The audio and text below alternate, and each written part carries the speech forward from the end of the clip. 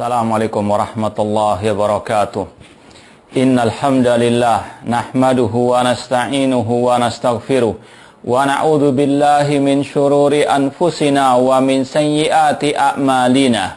Man yahdihillahu fala mudhillalah wa man yudlil fala hadiyalah.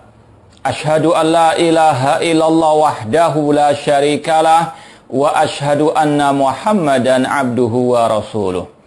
Ya ayyuhalladzina amanu taqullaha haqqa tuqatih wa la tamutunna illa wa antum muslimun. Ya ayyuhan nasu taqu rabbakum alladzi khalaqakum min nafsi wahidah wa khalaqa minha zawjaha wa batha minhuma rijalan katsiran wa nisaa'a wattaqullaha alladzi tasaaluna bihi wal arham innallaha kana 'alaikum raqibah. Ya ayyuhalladzina amanu taqullaha wa qulu qawlan sadida yuslih lakum a'malakum wa yaghfir lakum dhunubakum wa may yuti'illaha wa rasulahu faqad faza fawzan 'azima. Amma ba'd, fa inna asaqal hadits kitabullah wa khairal hadi hadyu Muhammadin sallallahu alaihi wasallam wa syarrul umuri muhdatsatuha wa kullu muhdatsatin bid'ah wa kullu bid'atin dhalalah wa kullu dhalalatin finnar. Ma'asal muslimin, bapak-bapak, ibu-ibu, saudara-saudariku rahimani wa rahmukumullah.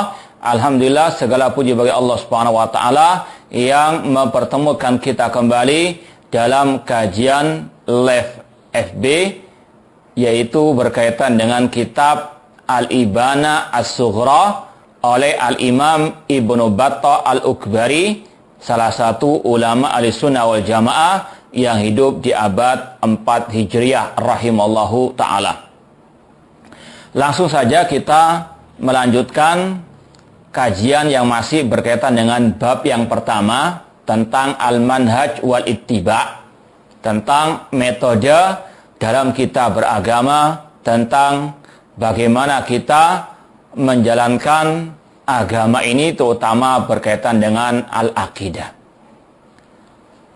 Sampai kita pada halaman 33, poin ke-19, sebagaimana sebelum-sebelumnya Al-Imam Ibnu Battah Al-Ukbari membawakan dalil-dalil dari hadis Rasulullah SAW tentang bab ini.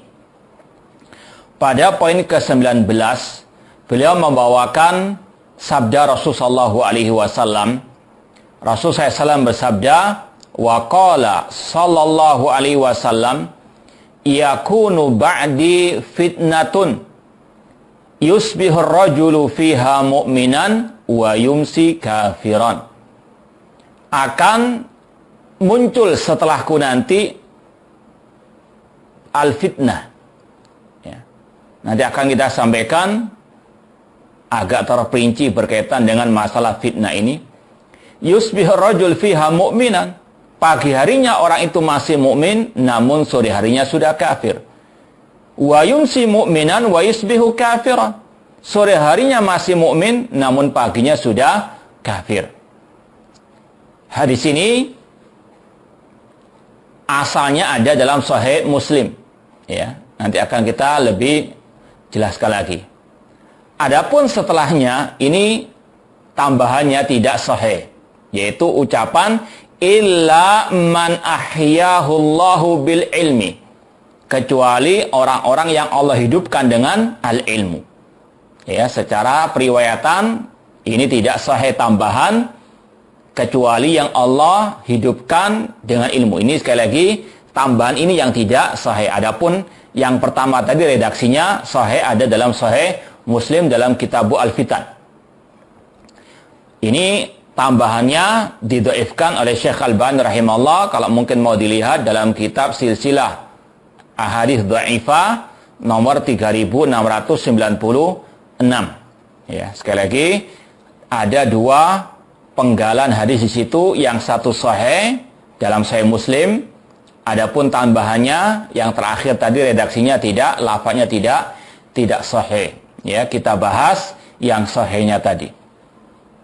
Ikhwani fillah wa akhwati rahimani wa rahimakumullah. Hadis ini berkaitan dengan masalah al-fitnah atau al-fitan. Sudah sering kita memberikan kajian atau bahkan tabligh akbar yang berkaitan dengan kiat-kiat menghadapi fitnah akhir zaman. Ya mungkin agak kita ulas lagi, kita ulang lagi ya kajian ini karena sangat penting. Ini sekedar wa dzakir fa inna dzikra tanfa'ul mu'minin.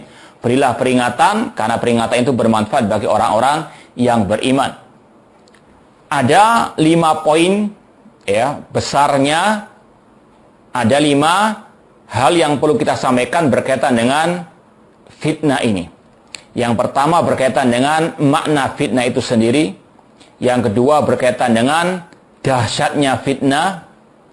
Yang ketiga tentang kapan mulai fitnah yang menimpa umat ini. Dan yang keempat berkaitan dengan dari mana asalnya fitnah ini. Dan yang kelima tentang kiat-kiat menghadapi fitnah akhir zaman khususnya. Adapun poin yang pertama berkaitan dengan masalah makna fitnah itu sendiri. Ini kita sampaikan karena ada sebagian orang kita yang salah memahaminya. Ya. Secara asal, secara bahasa dan juga istilah juga, al-fitnah ya, itu artinya al-ibtila wal imtihan wal ikhtibar, ujian. Ya. Sebagaimana ketika Allah berfirman dalam awal surat Al-Ankabut, Alif Lam Mim, ahasiban nasu an yutraku ayakulu amanna wa hum la yuftanun. Alif Lam Mim. Apakah manusia mengira mereka dibiarkan mengatakan kami beriman sedangkan mereka tidak difitnah? Maksud fitnah di situ adalah yumtahanun, diberi ujian.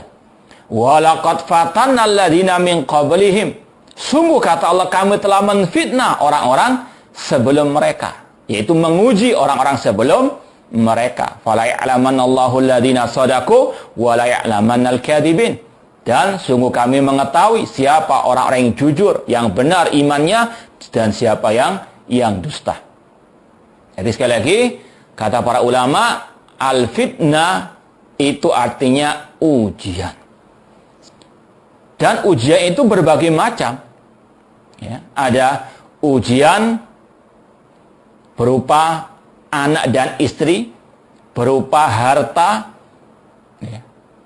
Walana beluwannakum bisyai'in minal khawfi wal ju'i wa naqsi minal amwali wal anfusi was samarat.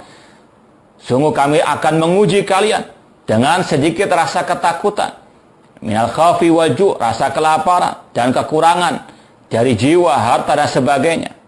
Sebagaimana kita sekarang lagi diuji dengan virus corona ini. Semoga Allah Subhanahu wa taala segera mengentaskan musibah ini dari kita semuanya.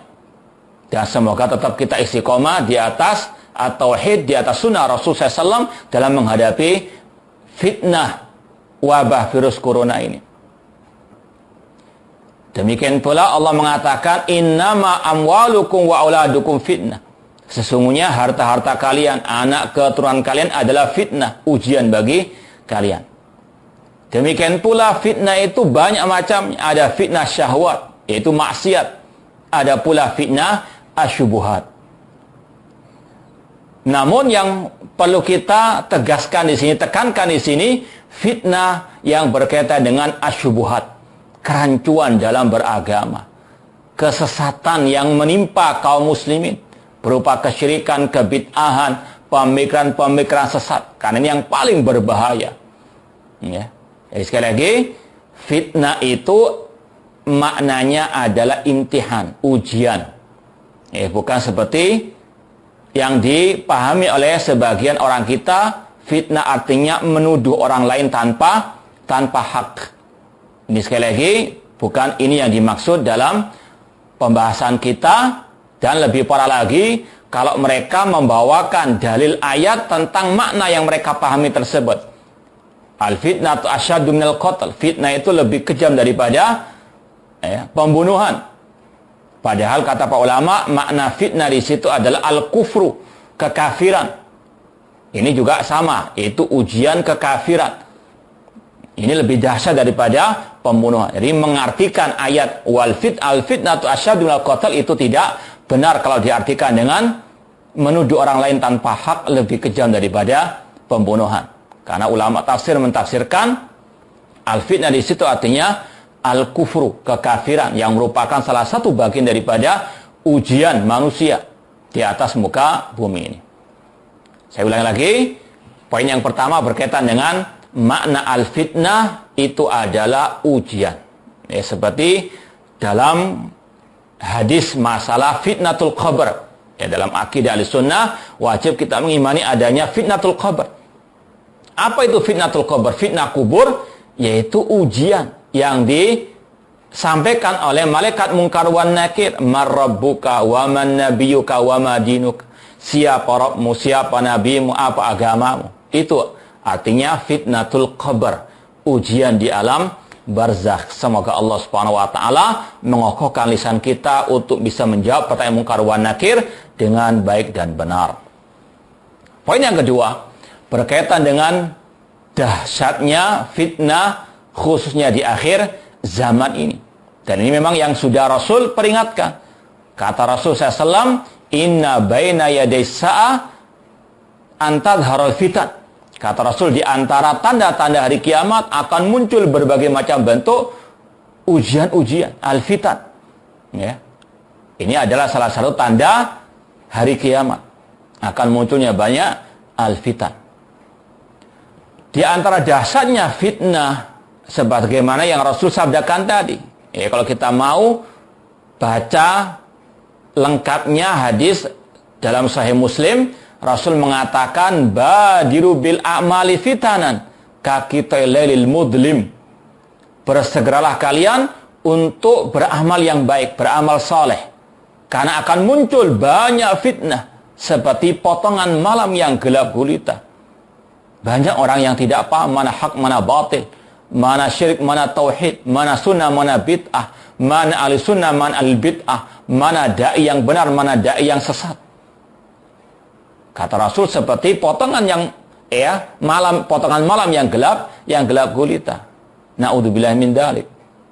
Kemudian fitnah tersebut bisa merubah status manusia. Kata Rasul, ini dahsyatnya fitnah akhir zaman. Yusbih rajul mu'minan wa yumsi kafiran. Pagi harinya dia masih mukmin, namun sore hari sudah kafir. Tidak sampai 24 jam sudah berubah statusnya dari muslim menjadi kafir. Atau sebaliknya, yumsi mu'minan wa yusbih kafiran. Sore harinya masih mukmin, pagi harinya sudah kafir. Na'udzubillah min dzalik. Ya muqallibal qulub, tsabbit qulubana ala dinik. Ini sekali lagi yang mendorong kita untuk merasa khawatir jatuh ke dalam fitnah tersebut. Makanya perlu untuk kita sampaikan hal ini, watawassaw bil haq watawassaw bis sabr. Ya. Terutama untuk diri kita sendiri, untuk kita bisa menghadapi fitnah akhir zaman dengan baik dan dengan sesuai tuntunan Allah dan Rasul sallallahu alaihi wasallam. Yang kita maksud sekali lagi, fitnah di sini fitnah syubhat yang lebih dahsyat dari fitnah virus corona. Ya. Kata Rasul, orang itu bisa murtad dari agamanya. Apa sebabnya? Kata Rasul, ya bi'udinahu bi'aradin minad dunya. Karena dia menjual agamanya untuk mendapatkan bagian dari urusan dunia. Na'udzubillah min dzalik. Ya. Entah ingin harta, tahta atau wanita, atau ingin untuk mendapatkan popularitas. Na'udzubillah min dzalik. Ini yang menunjukkan fitnah akhir zaman sangat dahsyat. Bahkan sudah kita sampaikan tadi, lebih dahsyat daripada bahaya virus corona. Orang yang terkena virus corona, kalau seandainya pun dia meninggal dunia, insya Allah dia akan mendapatkan pahala yang besar di sisi Allah kalau dia tetap di atas tauhid dan sunnah, di atas as-sabar, bersabar dalam menghadapi musibah tersebut. Makanya Rasul berdoa kepada Allah, wala taj'al musibatana fi dinina. Ya Allah, jangan engkau jadikan musibah kami dalam urusan agama kami. Karena ini sangat dahsyat, sangat fatal akibatnya. Bukan kita meremehkan masalah bahaya virus corona, tidak. Namun kalau dibandingkan dengan fitnah syubuhat, fitnah kesesatan, kerancuan dalam beragama, lebih dahsyat fitnah syubuhat dibandingkan fitnah virus corona. Na'udzubillahi min dzalik, nasallahu salam wal afiyah. Demikian pula di antara yang menunjukkan dahsyatnya fitnah akhir zaman, sebagaimana kata Al-Khalifatul Rasyid Umar bin Khattab, bahwasanya fitnah itu kamaujil bahar.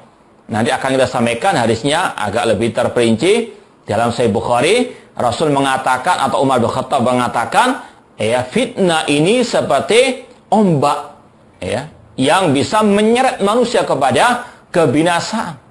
Kalau kita lihat bagaimana sebagian manusia diseret oleh gelombang, oleh ombak yang dahsyat di laut, yang bisa menjadikannya binasa. Na'udzubillahi min dzalik. Maka harus kita waspada, harus kita berhati-hati. Poin yang ketiga yang berkaitan dengan kapan mulainya fitnah yang menimpa umat Islam ini, yaitu yang dimaksud fitnah asyubuhat, fitnah kerancuan dalam beragama, fitnah kesesatan, fitnah perpecahan umat Islam.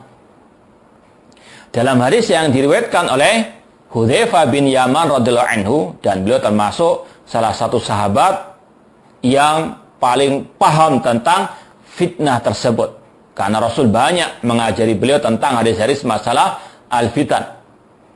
Di antaranya kata Hudzaifah bin Yaman radhiyallahu anhu, ketika itu beliau bermajlis bersama Al-Khalifatul Rasyid Umar bin Khattab radhiyallahu ta'ala anhu. Umar bin Khattab bertanya kepada para sahabat, ayyukum yahfadhu qaula Rasul sallallahu alaihi wasallam anil fitan. Kata Umar bin Khattab radhiyallahu anhu, siapa di antara kalian yang hafal hadis Rasul tentang masalah fitnah? Kemudian Hudzaifah menjawab, hafidtuhu kama qala Rasul sallallahu alaihi wasallam. Aku menghafalkannya seperti yang Rasul sabdakan. Kemudian Hudzaifah menyampaikan sabda Rasul, fitnatur rajul fi malihi wa ahlihi wa waladihi yukaffiruha as-salatu was-saumu was-sadaqatu wal amru bil ma'ruf wan nahyu 'anil munkar. Hudzaifah bin Yaman menjawab, Rasul bersabda, fitnahnya seseorang pada hartanya, keluarganya, anak keturunannya itu bisa dihapus dengan salatnya, puasanya, sedekahnya, amar bil ma'ruf dan nahi mungkarnya. Kata Umar bin Khattab, laisa hadza, bukan fitnah ini yang aku maksudkan, yang aku tanyakan. Ini yang kita sampaikan tadi, fitnah itu bermacam-macam. Ada yang levelnya sangat dahsyat, yang sangat berbahaya. Ada pula yang di bawah itu. Hudzaifah menyampaikan fitnah seseorang dalam diri keluarganya, dalam hartanya, dan seterusnya. Kata Umar bin Khattab, ini masih ringan dibandingkan ada fitnah allati tamuju kamaujil bahar. Namun yang aku tanyakan fitnah yang seperti ombak di lautan, yang bisa menenggelamkan, bisa membinasakan. Ini yang kita maksud tadi dengan fitnah itu asyubuhat. Ini yang sangat dikhawatirkan oleh Umar bin Khattab radhiyallahu anhu, dan ini yang sudah kita sampaikan lebih berbahaya dibandingkan fitnah syahwat. Kemudian Hudzaifah bin Yaman radhiyallahu anhu menjawab, la ba'sa 'alaika ya Umar bin Khattab. Tenang, wahai Umar bin Khattab, fa inna bainaha wa bainaka baban mughlaqa. Tenang wahai Umar bin Khattab, engkau tidak akan tertimpa fitnah yang sangat dahsyat itu. Kemudian Umar bin Khattab mengatakan, setelah Hudzaifah mengatakan, tenang wahai Umar, antara fitnah itu dan dirimu ada bab, pintu yang tertutup. Engkau tidak akan tertimpa fitnah tersebut. Umar bin Khattab bertanya lagi, ayuftahul bab au yuksar? Apakah pintu itu dibuka dengan pelan-pelan atau bahkan didobrak, dihancurkan? kata Hudzaifah, bal yuksar. Bahkan didobrak, bahkan dihancurkan. Kata para ulama, ikhwani fillah wa akhwati rahimani wa rahimakumullah, inilah awal munculnya fitnah asyubuhat, fitnah perpecahan umat. Kapan dimulai? Yaitu sepeninggal Al-Khalifatul Rasyid Umar bin Khattab radhiyallahu taala anhu. Beliau tidak mendapati fitnah perpecahan tersebut. Ya. Kalau dilihat dalam sejarah, kapan munculnya kelompok-kelompok sesat di tengah-tengah umat Islam? Yaitu sepeninggal Al-Khalifatul Rasyid Umar bin Khattab. Yaitu di zaman Al-Khalifatul Rasyid Utsman bin Affan radhiyallahu anhu. Yang pada waktu itu beliau didemo oleh Abdullah bin Sabah al-Yahudi dan para pengikutnya atau yang ikut dengannya. Sampai terjadi pembunuhan, tragedi berdarah terhadap Dzinnurain Al-Khalifatul Rasyid Utsman bin Affan radhiyallahu taala anhu. Pada waktu itulah muncul kelompok Asy-Syiah Rafidhah. Ya, ditambah dengan munculnya kelompok Al-Khawarij, terutama di zaman Al-Khalifatul Rasyid Ali bin Abi Thalib radhiyallahu taala anhu. Sekali lagi, ini awal munculnya fitnah akhir zaman yang menimpa umat Islam sepeninggal Umar bin Khattab radhiyallahu anhu dengan munculnya kelompok-kelompok sesat, dan yang pertama yaitu kelompok Syiah Rafidhah dan kelompok Khawarij qatalahumullah yang masih eksis di tengah-tengah umat Islam sampai detik ini. Ya. Ikhwani fillah wa akhwati rahimani wa rahimakumullah, dan inilah yang Rasul telah sabdakan, wa man ya'ish minkum fasara ikhtilafan katsira. Barang siapa yang hidup setelahku nanti, dia akan melihat perpecahan yang banyak. Rasul mengatakan, satafariqu hadhil ummah ala 73 firqah kulluha finnar illa wahidah. Umat Islam akan terpecah menjadi 73 kelompok, semuanya diancam masuk neraka kecuali satu, yaitu yang mengikuti Rasul dan para sahabat Rasul SAW. Dan ini sudah kita sampaikan pada awal-awal kajian tentang kitab ini. Yang mana kata Abdullah bin Mubarak rahimahullah, seorang ulama tabi'in, beliau mengatakan, aslu isnataini wa sab'ina hawan arba'atu ahwa. Nenek moyang 72 kelompok yang sesat ada 4. Ya, sekali lagi kata ulama tabi'in yang bernama Abdullah bin Mubarak rahimahullah, nenek moyang kelompok sesat ada 4. Yaitu kelompok Syiah Rafidhah, kelompok Khawarij, kelompok Murji'ah, dan kelompok Al-Qadariyah. Intinya, poin yang ketiga ini, bahwasanya fitnah akhir zaman yang menimpa umat ini muncul pertama kali sepeninggal Al-Khalifatul Rasyid Umar bin Khattab radhiyallahu taala anhu. Poin yang keempat yaitu dari mana sumbernya fitnah akhir zaman yang menimpa umat Islam khususnya. Dalam Sahih Bukhari juga, nanti bisa dilihat dalam Sahih Bukhari, Kitabul Fitan, dan juga Sahih Muslim. Dalam banyak riwayat juga, Rasul SAW mengatakan, atau Rasul pernah berdoa, Allahumma barik lana fi syamina, Allahumma barik lana fi yamanina. Ya Allah, berkahilah negeri Syam kami. Ya Allah, berkahilah negeri Yaman kami. Ini tempat-tempat yang Rasul berikan istilahnya rekomendasi, tempat-tempat yang memiliki keutamaan-keutamaan khusus. Di antaranya negeri Syam. Ya, kalau sekarang negeri Syam itu mencakup Palestina, Yordania, Syria, dan juga Libanon. Ini 4 negara yang dulunya masuk ke dalam wilayah namanya Asy-Syam.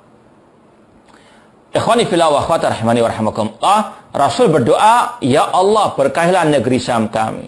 Ya Allah, berkahilah negeri Yaman kami. Ya, kita doakan semoga Allah membinasakan kelompok Syiah Rafidhah atau Al-Houthiyah yang masih membuat kekacauan di negeri Yaman dan juga di Suriah. Qatalahumullah. Ikhwani fillah wa akhwati rahimani wa rahimakumullah. Kemudian para sahabat bertanya atau berkata kepada Rasul, wa fi najdina ya Rasulullah. Dalam riwayat, wa fil Iraq ya Rasulullah. Ya Rasulullah, kenapa engkau tidak mendoakan negeri Najd kami? Dalam riwayat negeri Irak. Ya, di situ membantah pernyataan atau syubhat alil bid'ah yang mengatakan fitnah itu muncul dari negeri Najd, yang mereka maksudkan adalah negara Arab Saudi. Na'udzubillah min dzalik. Ya, padahal jelas ulama Ahlussunnah ketika menafsirkan hadis ini tidak ada yang mengatakan Najd di situ maksudnya Najd Arab Saudi, namun Al-Iraq, negeri Irak. Ya, adapun negeri Arab Saudi, semoga Allah SWT melindunginya dari segala bentuk makar-makar jahat baik dari dalam maupun dari luar. Bahwasanya negeri Najd yang dimaksud di situ oleh Rasul adalah Al-Iraq, karena dalam riwayat yang lain dikatakan Al-Iraq, dan itu yang dipahami oleh ulama al-hadis seperti Ibnu Hajar Asqalani dan yang lainnya. Jadi intinya sumber fitnah kata Rasul dari negeri Irak atau dari negeri yang sekitar Irak.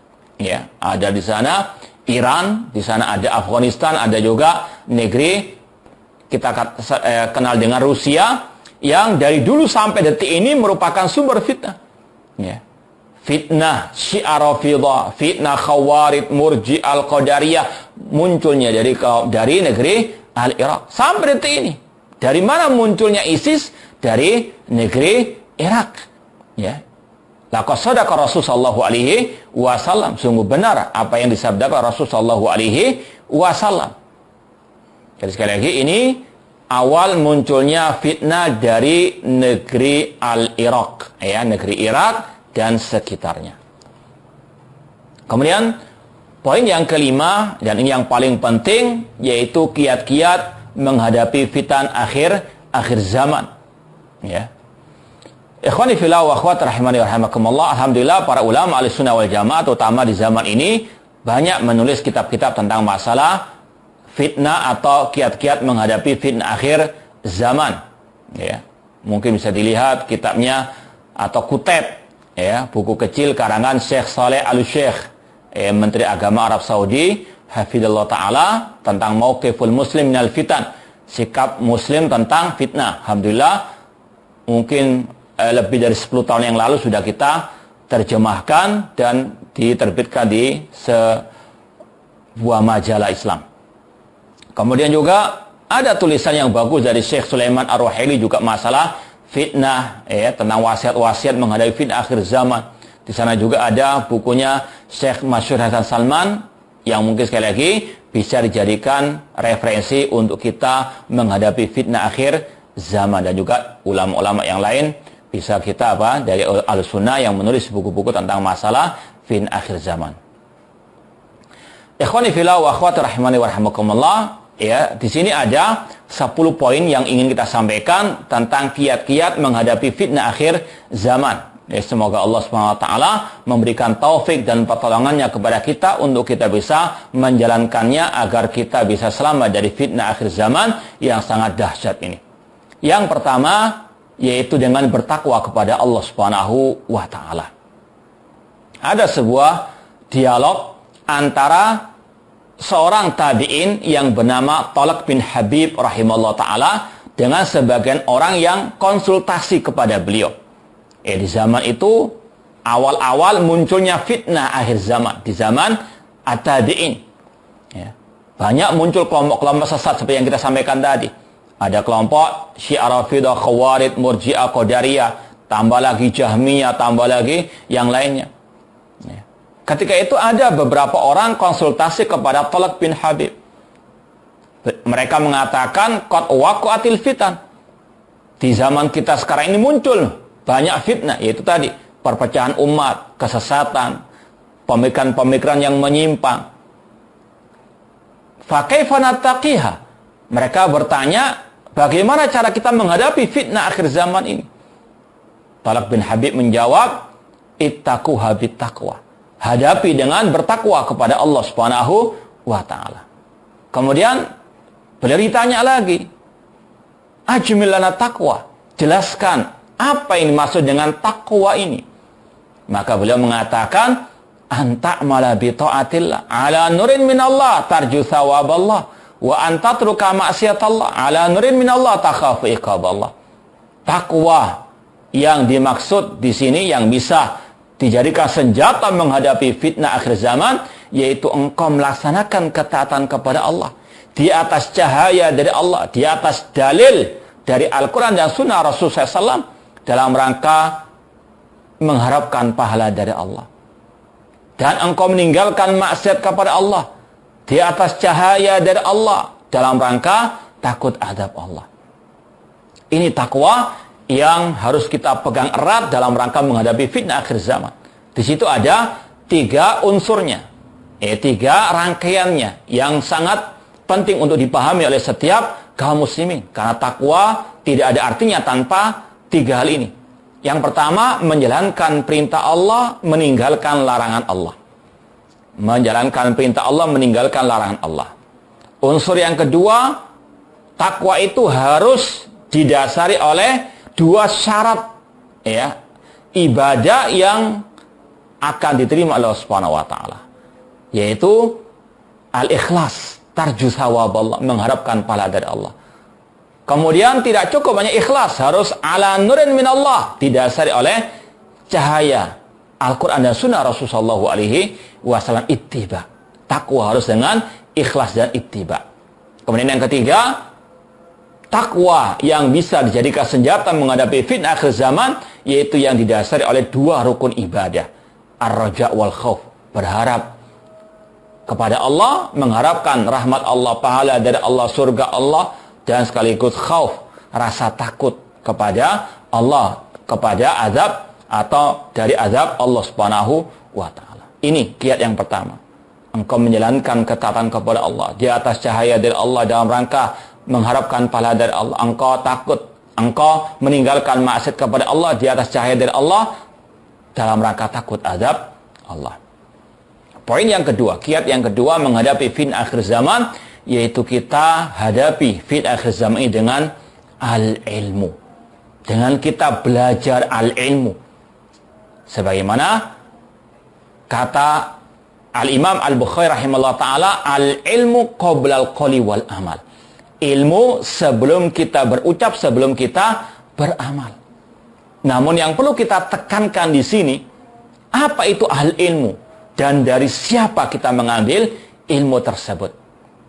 Yang pertama, al-ilmu di sini adalah al-ilmu ma qala Allah wa qala Rasul wa qala sahabat. Sebagaimana kata para ulama, ilmu yang dimaksud di sini adalah firman Allah, sabda Rasul, dan sesuai pemahaman para sahabat Ar-Rasul sallallahu alaihi wasallam. Kita perdalam ilmu yang berdasarkan ayat Al-Quran, hadis Rasul yang sahih, dan dengan pemahaman para as-sahabah, para salafus saleh, sahabat tabi'in dan tabi'u at-tabi'in. Bukan sembarangan al-ilmu. Kemudian yang lebih penting dari itu semuanya, nggak mungkin kita bisa meraih 3 hal itu kecuali harus betul-betul selektif dalam menimba ilmu. Entah di dunia nyata atau di dunia maya. Harus kita betul-betul selektif. Menimba ilmu tidak boleh sembarangan. Harus dari ahli sunnah wal jamaah. Ya, sebagaimana kata Muhammad bin Sirin rahimahullah ta'ala, inna hadal ilma dinun fanduru aman ta'khuduna dinakum. Ilmu agama ini adalah agama itu sendiri. Maka perhatikan dari siapa engkau menimba ilmu tersebut. Alhamdulillah pernah sudah kita berikan kajian juga tentang manhaj al-sunnah dalam menimba ilmu agama. Yang intinya harus belajar ilmu agama, mencari ustadz atau guru agama dengan syarat orang itu di atas akidah dan manhaj al-sunnah wal jamaah. Bukan yang menyimpang dari akidah dan manhaj al-sunnah wal jamaah. Baik dari golongan harokiyin, pergerakan, atau yang semisal dengan mereka. Harus betul-betul dari ulama atau ustadz yang di atas akidah manhaj al-sunnah wal jamaah. Ya. Harus betul-betul selektif. Kemudian yang kedua, dia memang berkompeten dalam bidang ilmunya tersebut. Ya, bukan orang yang jahil. Ya. Jangan jadikan orang yang misalnya tidak bisa bahasa Arab sebagai ustaz. Apalah artinya dia sebagai ustaz kalau dia tidak bisa bahasa Arab? Bagaimana dia akan menjelaskan kepada umat tafsir Al-Quran, syarah hadis Rasul SAW? Sedangkan semua itu banyak referensinya dari bahasa Arab. Maka hati-hati. Ya. Sekali lagi, syarat kita menimba ilmu dari seorang guru agama, ustadz, yang pertama harus orang itu di atas akidah dan manhaj Ahlussunnah wal Jamaah. Yang kedua, orang itu betul-betul berkompeten dalam ilmu agama tersebut. Kemudian ikhwani fillah wa akhwati rahimani wa rahimakumullah, yang ketiga yaitu kita harus berpegang teguh dengan jamaah kaum muslimin. Yang dimaksud di sini adalah pemimpin kaum muslimin, ulil amri. Ya, sebagaimana firman Allah, wa idza ja'ahum amrun minal amni awil khaufi adza'u bih walau radduhu ila rasuli wa ila ulil amri minhum la'alimahu alladziina yastambitunahu minhum. Apabila datang perkara keamanan, ketakutan, orang-orang munafikin langsung berkomentar, langsung menyikapi. Seandainya kata Allah, mereka mengembalikannya kepada Rasul dan kepada ulil amri minhum. Kata Imam Qurtubi, ulil amri situ adalah para al-umara. Ya, poin kedua, kita rujuk kepada ulama ahli sunnah. Fas'alu ala dzikri in kuntum la ta'lamun. Poin yang ketiga, rujuk kembali kepada ulil amri. Dan alhamdulillah sudah sering kita sampaikan sikap ahli sunnah terhadap pemimpin kaum muslimin. Di antaranya mendengar dan taat kepada perintahnya yang tidak bermaksiat kepada Allah. Tidak boleh kita mencela pemimpin kaum muslim, mengkritik pemimpin di hadapan umum. Ya, dan ini yang sering kita kritik, kita bantah sebagian dai-dai yang mereka mengaku ahli sunnah namun ya terkadang mengkritik pemimpin kaum muslimin. Dan yang lebih berbahaya lagi, mereka yang punya manhaj mencela-mencela, yang awalnya mengatakan tidak boleh menjelekkan pemerintah, pemimpin. Kalau ada yang tidak kita senang, tidak sukai, kedolimannya diam. Ya, tapi sesi berikutnya nge-share kritikan tokoh organisasinya yang mengkritik pemimpin. Ya, tidak punya otak untuk berpikir apakah yang dia share itu benar atau tidak. Itu manhaj mencela, hati-hati. Kemudian yang keempat, di antara kiat menghadapi fitnah akhir zaman, yaitu kita wajib untuk senantiasa berdoa kepada Allah Subhanahu wa taala. Di antaranya berdoa kepada Allah, ya muqallibal qulub, tsabbit qulubana ala din. Agar kita enggak mencela-mencela seperti oknum dai yang kita sampaikan tadi. Ya, ya muqallibal qulub, tsabbit qulubana ala din. Ya. Ya Allah yang membolak-balikkan hati, tetapkanlah hatiku di atas agamamu. Ya musarrifal qulub, sarrif qulubana ala ta'atik. Rasul mengatakan, ta'awwadhu minal fitan ma dhara minha wa ma batan. Berlindunglah kepada Allah dari fitnah yang nampak maupun yang tersembunyi. Dan kita diajari Rasul doa di akhir tasyahud, yaitu Allahumma inni a'udzubika min adabil qabr wa min adabi jahannam wa min fitnatil mahya wal mamat wa min fitnatil masiihid dajjal. Ya, di antaranya minta perlindungan kepada Allah dari fitnah kehidupan dan kematian, dari fitnah ad-dajjal. Kemudian ikhwani fillah wa akhwati rahimani wa rahimakumullah, di antara kiat menghadapi fitnah akhir zaman yaitu dengan kita bersabar. Karena fitnah akhir zaman ini sangat luar biasa. Banyak onak danduri. Kita menyampaikan kebenaran, banyak dimusuhi. Baik dari orang dalam maupun dari orang luar. Ya, sunatullah, yang menyampaikan kebenaran pasti akan ada musuhnya. Inna likulli haqqin jahidah. Kata para ulama, setiap yang menyampaikan kebenaran pasti ada musuhnya. Ya, Rasul dimusuhi oleh paman beliau Abu Lahab ketika menyampaikan dakwah tauhid. Para ulama juga demikian, para dai yang menyampaikan akidah yang sahih juga dimusuhi, diusir, ya, dan seterusnya. Ini sunatullah, harus bersabar. Kata Rasul SAW, inna min warikum ayyamas sabar. Sesungguhnya di belakang kalian ada hari-hari yang penuh dengan kesabaran. Harus sabar. As-sabir ala dini kal qabid ala jamr. Orang yang bersabar, berpegang teguh dengan agamanya seperti orang memegang bara api. Panas namun harus tetap pegang erat. Ya, seperti kita sekarang ini, ya. Contoh kecilnya, kita lagi diuji dengan virus corona. Kita harus tinggal di rumah sudah beberapa bulan ini. Ya, tidak ada kajian di masjid. Sabar. Ya. As-sabir ala dini kal qabid alal jamr. Kemudian juga Di antara kiat kata para ulama menghadapi fitnah akhir zaman, yaitu dengan kita mengikhlaskan semua ibadah kita hanya kepada Allah. Kita belajar ilmu agama harus ikhlas, kita beribadah harus ikhlas, kita berdakwah juga harus ikhlas. Karena kalau tidak ikhlas berbahaya. Seperti tadi, Rasul mengatakan di antara sebab orang itu murtad dari Islam, atau paling tidak orang itu berubah statusnya dari al-sunnah kepada al-bidah, ya bi'udinahu bi'aradin minad dunya. Menjual ya agamanya untuk mendapatkan bagian dari urusan dunia. Misalnya jadi seorang ustadz dai, namun disetir oleh orang yang punya fulus. Naudzubillah min dzalik. Enggak boleh ngomong ini, enggak boleh ngomong itu. Harus ikut apa? Maunya orang yang punya fulus tersebut. Naudzubillah min dzalik. Ya bi'udina wa bi'aradin minad dunya. Atau ada sebagian orang yang ingin mendapatkan popularitas, mendapatkan follower yang banyak. Agar netizen itu semuanya pro kepadanya. Padahal nggak mungkin ada yang pro semuanya. Pasti ada pro dan kontra. Apa yang dilakukan?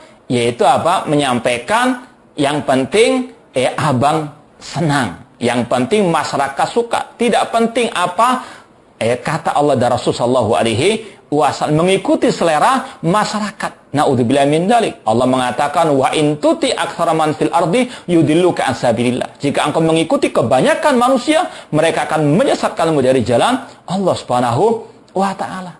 Enggak mau berdakwah tauhid, enggak mau melarang orang dari syirik, takut orang-orang itu lari darinya. Naudzubillah min dzalik. Meskipun dengan alasan ini hikmah dalam berdakwah, ini bukan hikmah, ini kesesatan yang nyata. Naudzubillah min dzalik. Maka sekali lagi harus ada keikhlasan dalam kita menyampaikan al-haq. Ada banyak musuh, harus bersabar. Ingat sabda Rasulullah SAW, malil tamas ridallah bisukhtin nas radhiyallahu anhu arda bin nas. Barang siapa mencari ridha Allah dengan kemurkaan manusia, Allah akan ridha kepadanya, dan Allah buat yang lain akan ridha kepadanya. Wa malil tamas ridallah nas bisukhtillah sakhitallahu wa askhata bihin nas. Dan barang siapa mencari keridhaan manusia dengan kemurkaan Allah, Allah akan murka kepadanya, dan Allah buat yang lain murka kepadanya. Naudzubillah minal ikhlas wal ikhlas.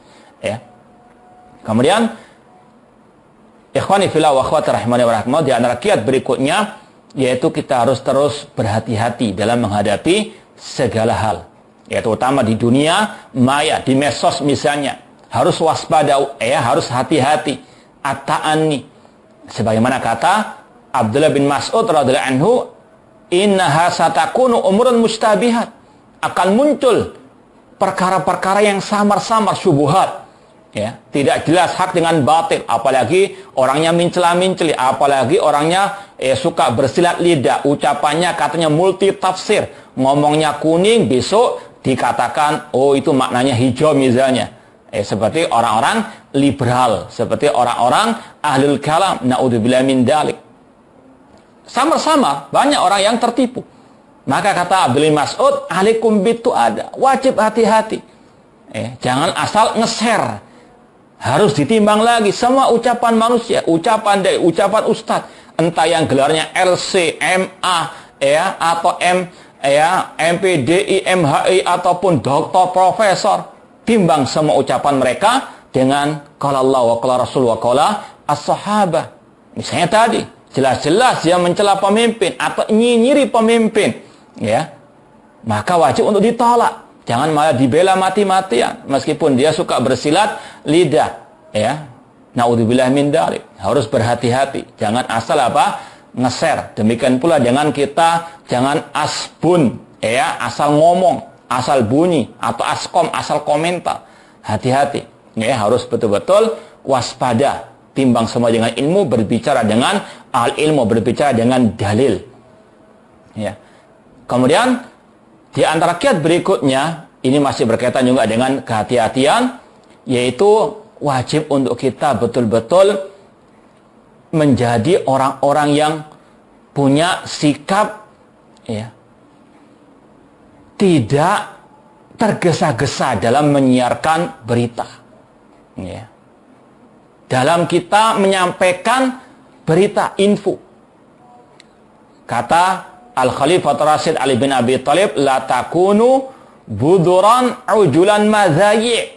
Jangan kalian tergesa-gesa. Jangan kalian menjadi benih-benih ya, kerusakan atau para provokator. Jangan menjadi orang-orang yang suka menyebarkan gosip. Ya. Namun ada oknum-oknum dai kita yang aneh. Ya. Ketika dia dibantah karena dia misalnya nge-share ucapan tokoh organisasinya yang ngeritik pemerintah, ketika kita bantah, dihapus fotonya, dihapus share-nya tadi, ya, dengan kemudian mengalihkan perhatian orang. Kenapa kok gak di jepri? Ya. Orang lain disuruh jepri, namun dia suka apa? Nyinyiri. Kabura maqtan indallahi an taqulu ma la taf'alun.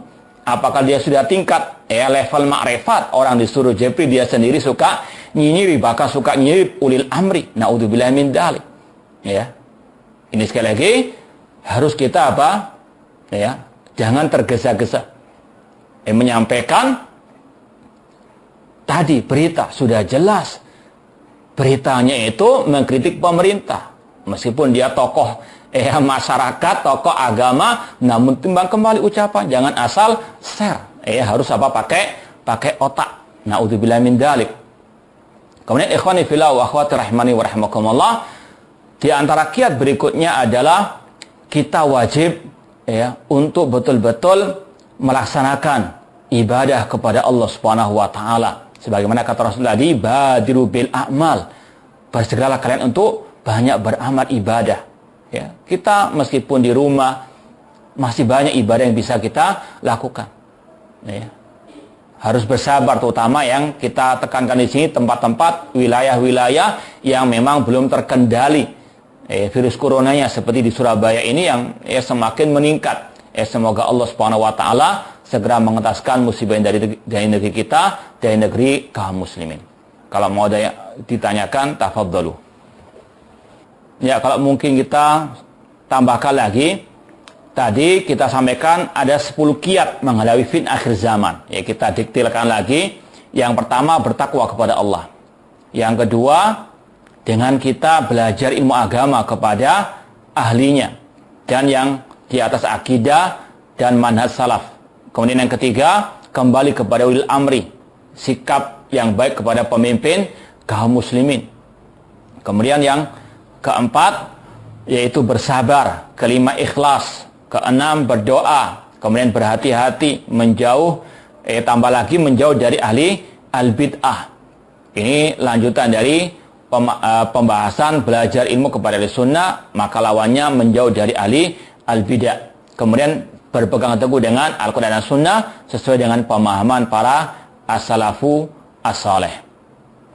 Baik, kalau tidak ada yang bertanya, kita cukupkan sekian. Kurang lebihnya mohon maaf. Wa jazakumullahu khairan katsira. Aqulu qouli hadza wa akhiru da'wana anil hamdulillahi rabbil alamin. Wassalamualaikum warahmatullahi wabarakatuh.